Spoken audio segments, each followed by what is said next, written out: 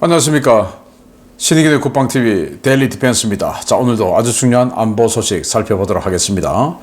지금 푸틴 러시아 대통령이 휴전 협상 안 하겠다, 우리가 이기는데 왜 하냐, 이렇게 버팅기고 있다가 지금 이 유럽 강대국들 그리고 미국이 그러면 우크라이나에 제안했던 거 푼다, 우크라이나 마음대로 러시아 폭격해라, 자, 이렇게 되었죠. 그러다 보니까 지금 며칠째 계속 우크라이나가 모스크바와 모스크바 인근을 드론으로 폭격하고 있습니다. 지금 크렘린 인근까지 추가의 방공 선이 구축이 되어서 지금 뭐 드론을 막아내느라고 정신이 없는데, 그러다 보니까 이제 갑자기 러시아에서 잠깐 협상 좀 하자, 이렇게 나왔는데 지금 어떻게 진행되고 있는지 보도록 하겠습니다. 정보 브리핑 먼저 하겠습니다. 중국의 랴오닝 항모전단이 필리핀 해에서 함대함 전투 훈련을 했다라는 소식이 있고요. 미국의 이지스함인 윌리엄 P. 로렌스함이 중국 영해 접근해서 쌍방이 서로 대치했다, 또 자극했다라는 내용인데, 자, 랴오닝 함은 이렇게 미야코 해협을 통과해서 아래로 내려가서 필리핀의 동쪽, 그러니까 태평양이죠. 거기에서 함대함 전투 훈련을 했다. 그러니까 전투기 이륙시켜서 군함 타격하는 뭐 이런 훈련을 했다라는 거고, 그때 자, 이렇게 푸젠성 앞에 미국의 이지스함이 이렇게 아주 갑자기 갖다 붙였어요. 자, 이렇게 해서 영해 딱 바깥까지 미국 이지스함이 딱 중국에 접근해서 자극을 하는, 뭐 쌍방간에 지금 이러고 있습니다. 계속 뭔가 지지 않고 서로 자극하고 있는 양측을 볼 수가 있습니다. 일론 머스크가 드디어 도지 국가 효율성 부죠, 이 도지 장관에서 사임했습니다. 뭐 실제 뭐 한 달 전부터 업무를 안 했다라는 설도 있는데, 어쨌든 5월 28일 현지 시간 5월 28일부로 장관에서 공식 물러났고요. 기회를 준 대통령에 감사한다. 도지는 더욱 강화될 것이다. 자기는 나왔지만 도지는 계속 활동을 할 것이다, 그 말이죠. 애초에 이 일론 머스크가 도지, 즉 국가 효율성부 장관을 맡으면서 2조 달러 정도를 절감하겠다, 국가 예산 절감하겠다라고 했는데, 뭐 빨리 그만둬 버렸으니까 지금 알려진 바로는 1,600억 달러, 한 우리 돈으로 한 200조 정도, 이 정도 절감을 했다라는 겁니다. 뭐 그것만 해도 대단하죠. 그런데 어쨌든 일론 머스크는 자기 회사가 있지 않습니까? 테슬라 자동차 만들어야 되죠. 스페이스X 그리고 스타링크 뭐 이런 회사들 이제 운영을 해야 되니까 그에 집중한다. 일론 머스크가 트럼프 대통령과 갈등이 안 생기길 바랍니다. 자, 미국 상무부는 트럼프 대통령의 행정명령에 의거해서 주요 반도체 설계 업체들의 중국 기업 및 중국 협력사와 거래 금지 명령을 내렸습니다. 자, 이 내용인데요. 파이낸셜 타임스가 보도를 했어요. 반도체 설계 수출 금지 관련한 내용인데, 중국의 반도체 회사들 있죠. 그런데 생산은 할 수 있지만 그 회사들이 반도체를 설계는 할 수 없다라는 겁니다. 그걸 미국의 반도체 설계 회사들이 설계를 좀 해주고 있었나 봅니다. 그걸 하지 마라고 상무부가 트럼프 대통령의 지시를 받아서 그렇게 회사들에게 명령을 내렸다라는 건데, 그 중국의 반도체 회사뿐만 아니고 그 회사의 협력사들하고도 거래를 하지 마. 그래서 완전히 이 중국의 반도체 이 영향을 그냥 고사시켜버려, 이런 명령을 내렸다고 합니다. 자, 이게 아마 앞으로는 이 중국과 거래하는 미국 업체뿐만 아니고 우방 업체들에게도 이렇게 퍼져나가지 않을까라고 저는 미리 예상을 좀 해봅니다. 우리나라에 그런 회사가 있다면 미리 좀 준비를 하는 것이 좋지 않을까라고 생각합니다. 멕시코는 미국의 마약 카르텔 소탕 압박에 시날로아 카르텔 장악 지역에서 대규모 군사작전을 개시했습니다. 그런데 군은 전개되었지만 교전은 없다라는 건데요. 자, 이렇게 보면 군이 픽업 트럭들 요소요소에 배치해놓고 뭔가 경계를 서고 있는 모양인데, 경계만 하고 있지 전투는 없어요. 시날로아주, 이 시날로아주부터 스타트한 카르텔인가 봅니다. 제가 마약 카르텔들이 장악한 멕시코 지도 보여드렸죠. 거기에서 빨간색 제일 넓은 영역, 제일 강력한 우리나라에 들어온 코카인들도 여기서 왔다는 거 아니겠습니까? 그러면 뭐 소탕하고 싸우고 뭐 총소리 나고 해야 되는데 그런 건 일체 없다. 왜? 그냥 한 통속이니까 이렇게 저는 평가를 합니다. 트럼프 대통령은 네타냐후 이스라엘 총리에게 이란 공격은 매우 부적절하다고 말했다. 이게 이제 그 CNN 또 로이터 이런 데서 나온 보도인데요. 그리고 CNN과 로이터는 이란은 동결 자금을 해제해주는 조건으로 우라늄 농축 중단하는 가능성이 있다. 뭐 이렇게 CNN과 로이터가 보도를 했는데 그건 이 정부 트럼프 대통령의 말과는 전혀 관계없이 자기네들의 뇌피셜입니다. 자, 이 보도예요. 트럼프는 이스라엘의 회담 방해 말라고 말했다고 확인하면서 그러니까 회담하고 있는데 이스라엘 리들이 지금 이란을 독자적으로 공습할 계획을 세우든지 또 진행을 하든지 하면 회담이 안 되지 않느냐. 그러니까 방해하지 마라 라고 말했다고 확인하면서 새로운 핵협정에 가까워졌다고 믿는다고 말했다. 그 새로운 핵협정이 바로 제재 일부 해제해주고 그리고는 농축을 중단한다. 농축 중단한다. 이게 어디서 많이 들어본 거죠. 북한 아닙니까? 북한. 농축을 중단하면 됩니까?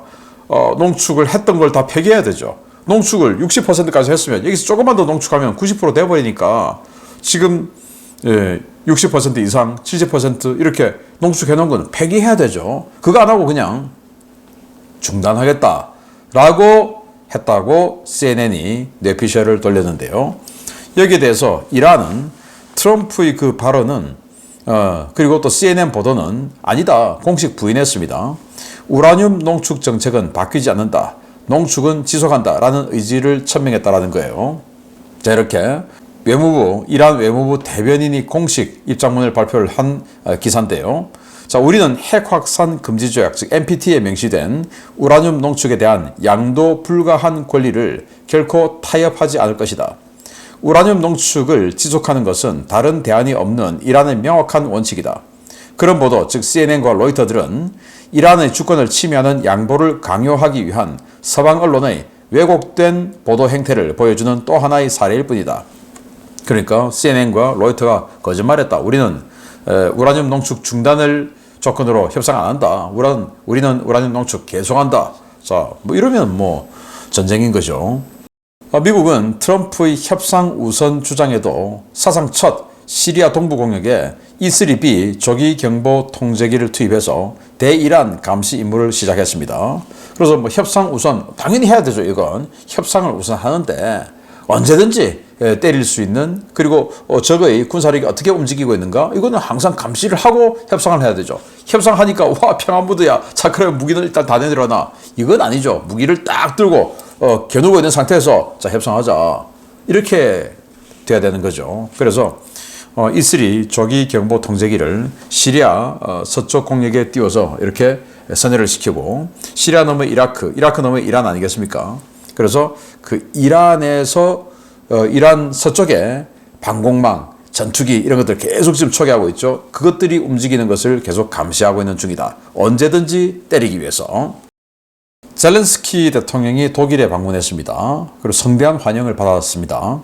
우크라이나를 위한 장거리 타격무기 공동 개발 그리고 배치에 합의했다라고 발표를 했고, 이렇게 해서 타우러스 공대지 순항 미사일에 대한 통합 작업에 그걸 우크라이나 현지에서 들어간 것 같다라는 건데요. 자, 여기 보시면 독일 국방부가 우크라이나 장거리 타격무기 관련한 입장문을 발표한 내용인데, 이 빨간 박스 독일어죠. 요걸 이제 해석하면 이렇습니다. 2025년에는 상당량의 장거리 무기 시스템이 생산될 것이다. 이 무기 시스템은 이미 우크라이나에 신속하게 공급되었으며 첫 번째 배치는 몇 주 안에 실전에 배치될 수 있다. 이런 장비는 이미 우크라이나군에 도입된 것이기 때문에 추가적인 훈련은 필요치 않다. 아마 타우러스를 지금 우크라이나에서 지금 배치하고 있는 중인 것 같다. 그리고 또 나온 이야기는 전 숄츠 총리, 독일의 숄츠 총리가 하도 뭐 야당과 또 의회 또 언론들이 우크라이나에 타우러스 줘라 계속 하니까 자기는 주기 싫은데 스트레스를 받아서 아예 타우러스 생산 라인을 폐쇄를 해버렸죠. 당종시켜버린 겁니다.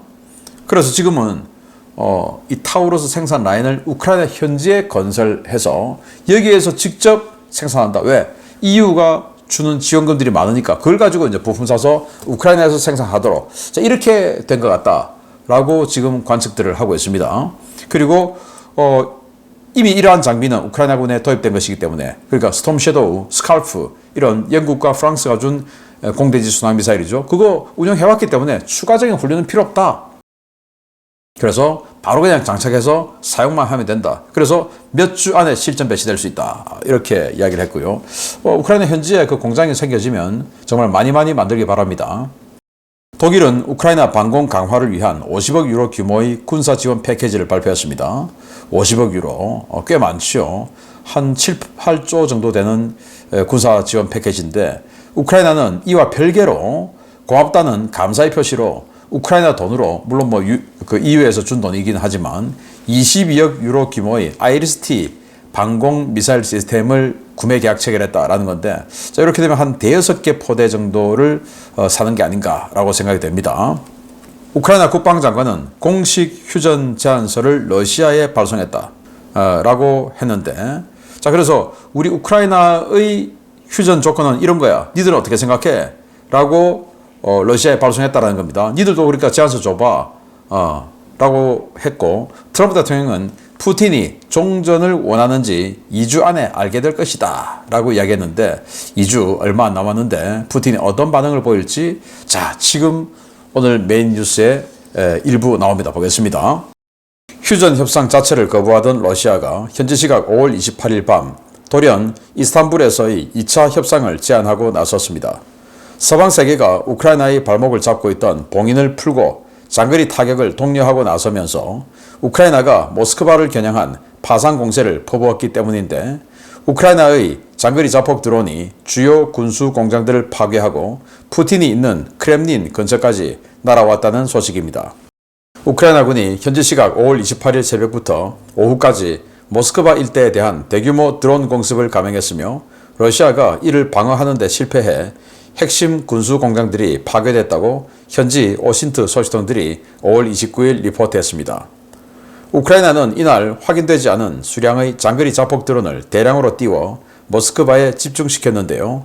상당수의 드론이 모스크바까지 접근하는 과정에서 격추되었지만 27일에 이어 28일에도 최소 30대 이상의 드론이 모스크바 관내까지 날아든 것으로 전해졌습니다.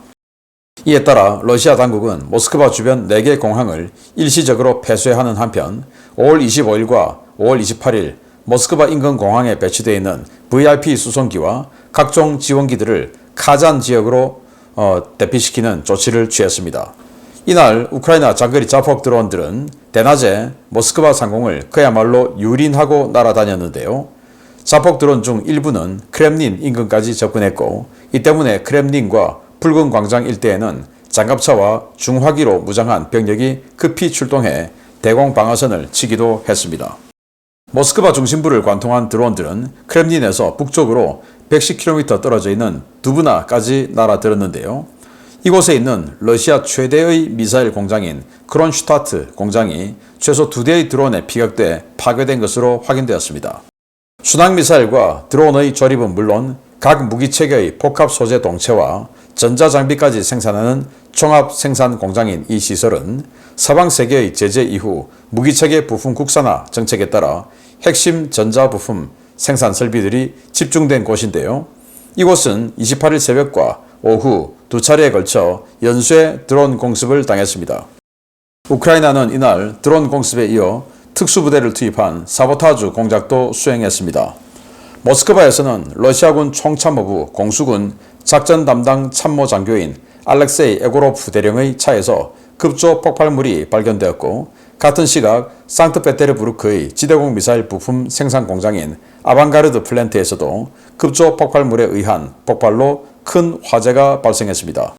우크라이나의 장거리 자폭 드론 공격 확대와 사보타주는 젤렌스키의 비례보복 선언과 서방 세계의 장거리 타격 무기 지원에 따라 더욱 강화될 것으로 보이는데요.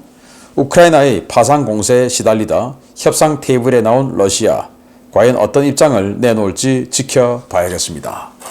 네, 여기 뭐 뻥 하고 터져 오르는데 여기가 바로 크론슈타트 공장 공단들입니다.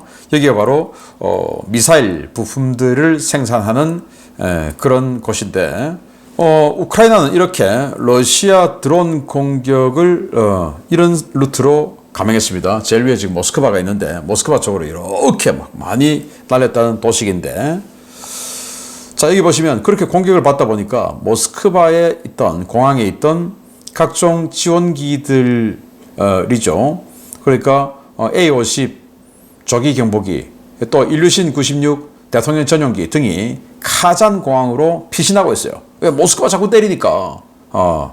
근데 모스크바가 이렇게 드론, 그것도 요만한 드론도 아니고 큰 드론의 공격을 막지 못해서 이렇게 힘겨워한다는 게 참 놀랍습니다. 그래서 크렘린 바로 옆에 이렇게 장갑차가 투입이 돼서 기관총으로 드론을 잡기 위해서 서 있는데요. 자, 동영상 보이시죠? 예, 장갑차들이 서 있습니다. 근데 그 장갑차 바로 옆에 화면 돌려보면 크렘린이 보입니다. 크렘린 바로 옆에 이러고 있다는 거죠. 원래는 이런 걸 판시르 같은 이런 그 전용 방공 무기로 막아내려고 쫙 방공망이 세팅돼야 되는데 그걸로 모자라니까 이제 장갑차에 있는 이 중기관총 이거로라도 한 손 보태겠다 해서 대공 방어선을 한 줄 더 친 거죠. 크렘린 보호하기 위해서. 그도 그럴 것이 지금 이번 우크라이나 드론이 확인된 목격된 장소가 모스크바 최중심부 외곽 그리고 북쪽 이 힘키라고 하는 이 지역과 여기 중심부 사이에 크렘린이 있어요. 지나간 겁니다. 그러니까 크렘린. 그리고 쭉 올라가서 여기까지 가서 때렸는데 저기는 110km 더 올라간 곳이에요. 저기에 이제 중요 공단이 있는 곳입니다. 그래서 그 중요 공단 있는 곳의 크론슈타트 공장 본관이 이렇게 파괴되었고 여기에서 순항미사일, 탄도미사일 등등 이런 거 부품 만드는 공장인데 여기가 파괴됐어요. 또 여기도 산트페테르부르크에 있는 아방가르드 플랜트 사보타주입니다. 이건 그렇게 드론 날려보내는 걸 넘어서서 또 사보타주, 현지에서 특수부대들이 사보타주까지 하는 겁니다. 폭발물 갖다 심은 거겠죠. 자, 지금 동영상 보시면 뻥뻥 올라오르고 있죠. 여기에서도 지대공 미사일 부품을 생산하는 곳이라고 합니다. 지대공 미사일의 부품이 생산이 잘 안 되면, 즉 방공 능력이 약화되고 그러면 드론 앞으로 더욱더 많이 날아갈 수가 있겠죠. 격추되지 않고 더 많이 갈 수 있겠죠. 그런 공격을 했고, 또 사보타주가 여기 지금 SUV 한 대 보이죠. 이 SUV에 YEPT라고 적어놨습니다.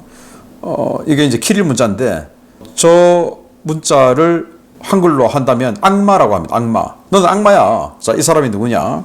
러시아 총참모부 공수군의 작전 담당 참모장교 알렉세이 에고로프 대령이라고 하는데 그 사람 차에다가 저렇게 낙서를 해놓은 거예요. 그래서 이 사람이 타려가다가 뭔가 느낌이 이상해서 바로 폭발물 처리반을 불렀다는 거예요.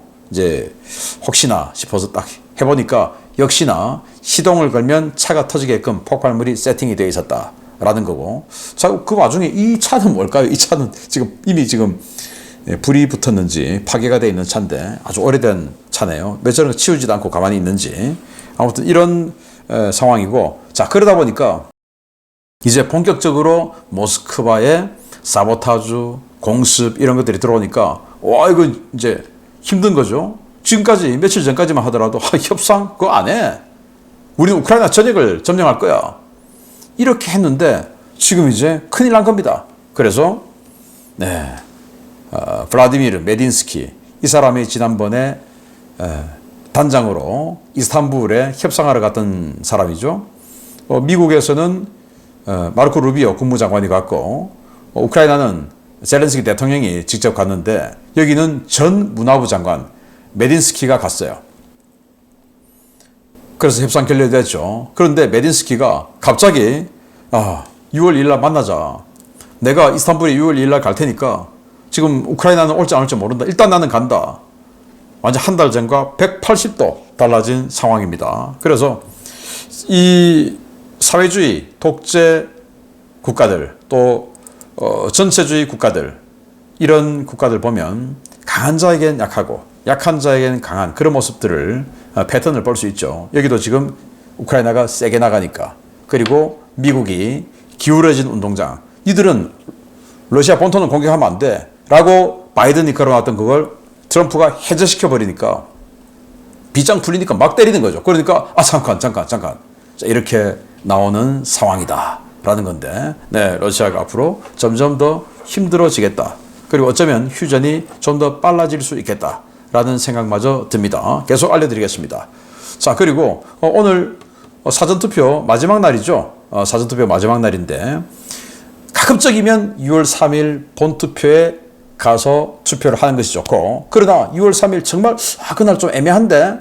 라고 생각되시는 분은 또 정말 뭐 집에서 떨어져 있는 그 학생들이라든지 이런 사람들 6월 3일 날 올 수 없잖아요. 집으로. 그 투표하러.